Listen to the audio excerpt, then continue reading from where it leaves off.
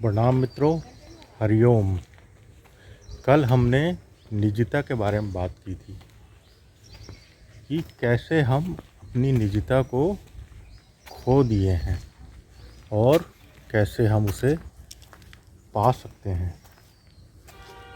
मित्रों, निजता एक अलग आयाम से जुड़ा हुआ एक शब्द है जिसकी गहराई अनंत है। हम अपनी निजता इस समाज में खोते चले जाते हैं क्योंकि समाज की संरचना ही ऐसी है कि हमें अपनी निजता में रहने नहीं देती। क्योंकि हम यदि अपनी निजता में रहेंगे तो समाज उसका विरोधी हो जाएगा और हमको उसका खामियाजा भुगतना पड़ेगा।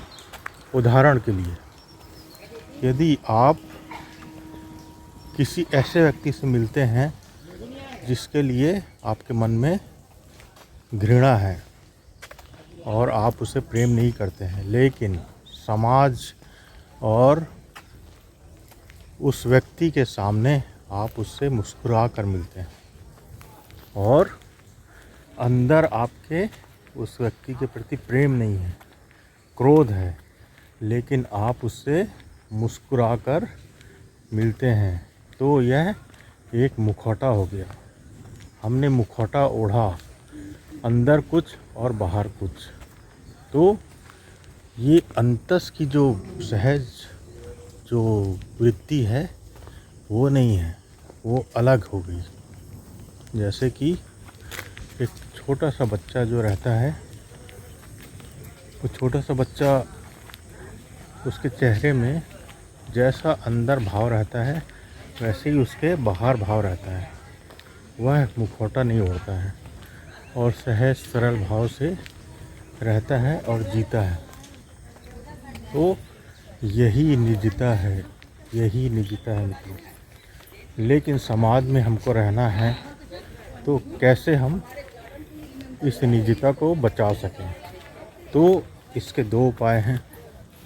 पहला, आपको जागरूक रहना पड़ेगा कि अंदर आपके क्या हो रहा है। जैसे कि आपके अंदर घृणा है, क्रोध है और सामने वाले व्यक्ति से आप मिलना चाहते हैं। मान लो घृणा प्रकट कर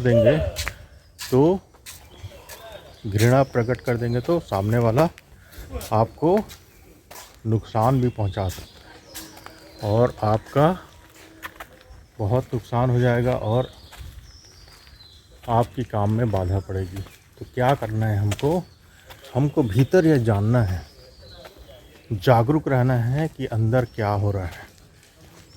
अंदर एक स्पंदन होता है। यदि आप जागरूक रहेंगे, हम जागरूक रहेंगे तो स्पंदन को पकड़ेंगे और उसे समझ जाएंगे कि यह एक नाटक हो रहा है। और जो भी आपके अंदर नेगेटिव विचार आए हैं तो वह नेगेटिव विचार यदि आपने उसे रिलीज़ नहीं किया तो वह आपके अंदर घाव बन जाएंगे और आत्मा का कैंसर बन के आपको अंदर ही अंदर घुन की तरह खाते रहेंगे। तो उसे एकांत में, जब आपके घर में कोई ना हो या फिर ऐसी जगह जहाँ सिर्फ आप हों, तो उस भाव को याद करें और उसे निकालें अपने भावों से, अपनी अभिव्यक्ति से, ताकि वो निकल जाए। ये प्रारंभिक स्टेप है, क्योंकि हम अपने अंदर जो मुखौटा है उसको समझने का प्रयास कर रहे हैं। धीरे धीरे ऐसी स्थिति आएगी कि आपके देखने मात्र से ही वो जो नेगेटिव चीज़ है वो अपने आप पॉजिटिव बदल जाएगी और आपको अंदर कुछ भी फ़र्क नहीं पड़ेगा और आप एज इट इज़ रहेंगे। जल में कमलवत, जैसे कि गौतम बुद्ध ने कहा है। हम यह समझेंगे, यह सोचेंगे, जैसे कि गौतम बुद्ध ने कहा है कि क्रोध करने से पहले व्यक्ति खुद को जलाता है। खुद को जब जलाता है, दूसरे की क्रोध की सज़ा हम अपने खुद को देते हैं। गौतम बुद्ध ने कहा है।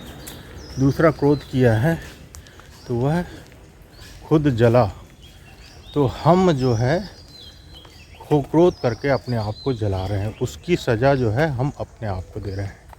तो ऐसा करने से हमारी निजता उपलब्ध नहीं होगी। और तीसरी बात कि हम अपनी निजता को पाने के लिए क्या करें, जैसे कि हम अंदर निखालिस एक शून्य है और उससे हमारी पहचान जब तक नहीं होगी हम अपनी निजता को उपलब्ध नहीं कर पाएंगे। तो उस शून्य और उस स्वयं को पाने के लिए हमें छोटी छोटी क्रिया में उसे स्मरण करना पड़ेगा। जैसे कि भोजन कर रहे हैं तो यह स्मरण करना पड़ेगा कि भोजन शरीर कर रहा है, मैं शरीर नहीं हूँ और यह शरीर में भोजन डाला जा रहा है। बात कर रहे हैं तो यह स्मरण करना है कि बात हो रही है, मैं तो अनंत से मौन हूँ, मेरा स्वभाव ही मौन है। तो यह अपन धीरे धीरे करके अपनी निजता को प्राप्त करने में अपने आप को मदद करेंगे और निजता को प्राप्त करेंगे। छोटी छोटी क्रिया में, उठने में, बैठने में हम यह निजता को अपनी महसूस करेंगे कि यह शरीर उठ रहा है, यह हाथ उठ रहा है और ये आँखें देख रही हैं। यह स्मरण जो है सतत करने से ही आएगा, क्योंकि हमारी आदत जो है वह कोई भी चीज़ सतत करने की नहीं है। तो सतत यदि हम इस निजता का स्मरण करेंगे तो हम अंदर शांत होते जाएंगे, आनंदित होते जाएंगे और प्रेम पूर्ण होते जाएंगे। बहुत बहुत आभार मित्रों, प्रणाम, नमस्कार।